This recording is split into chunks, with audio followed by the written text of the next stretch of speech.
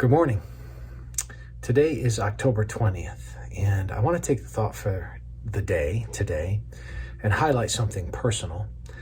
I have done this in the past. October 20th is a significant day in my own life and journey with the Lord. It's not that it was the day that I came to Christ. I came to Christ at the age of about 12, almost 13 years old. But it was a day when my first boyhood best friend was killed. He was brutally murdered by his girlfriend. He was 17. She was 14 at the time, and it happened in a little town in upstate New York that I grew up in. It was national news. Maury Povich used to be a talk show. They had discussion about it on that show, Inside Edition, back when Bill O'Reilly was on Inside Edition a long time ago. They did the funeral in that little town. My father gave a eulogy at the funeral. News media from all over was there. It ended up causing quite a stir even in the legislature of the state of New York because the girl who killed him got off on temporary insanity. And it changed laws. They enacted what was called the Eccleston Act over against certain brands of the temporary insanity defense. All that to say, God used that as a key moment in my life because I had never shared Christ with my friend David Eccleston, who was murdered. And I never shared Christ with him because I was a high school kid wrapped up in my own narcissistic bubble, and I was afraid. I was afraid he would reject me. And so I kept silent. He was an atheist, and I knew that about him, and I elected to not say anything. And I regretted that. 30 years later, 47-year-old man, I still regret that. I took a verse to my life at that time, and the verse is Luke 9:62, and it has been for the last 30 years my life verse. It hangs in my office.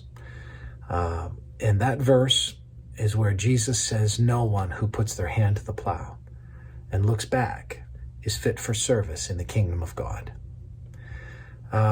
He said that in the context of people who were wanting to potentially leave and walk away, and were making excuses about following him. And he wanted to make the point that when you set out on the road of discipleship, when you begin to plow the row where you want fruit to come from it, you have to keep your eyes forward, your gaze on him, and not turn to the right or the left and not look back. Whether it's looking back in longing for things from your past, or whether it's regret about things in your past. No one who puts his hand to the plow is fit for service in the kingdom of God. So I took that to my life. And every time October 20th rolls around, as the fall breaks in and the cool breeze sets and the chill comes and you put on the sweatshirt, I am almost annually brought back, and certainly 30 years later brought back to that upstate New York fall where his lifeless body went into the grave, and I was complicit in my silence regarding his eternal destiny.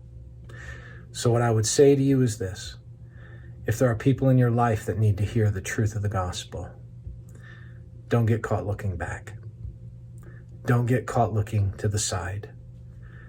You need to share with them. Your hands have been put to the plow of kingdom ministry the moment that you said you believe.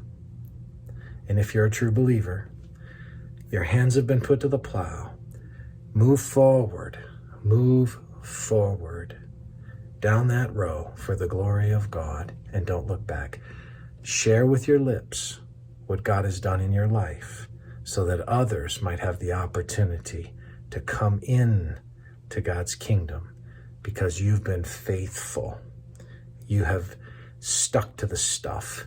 You have not looked back. May the Lord bless you today.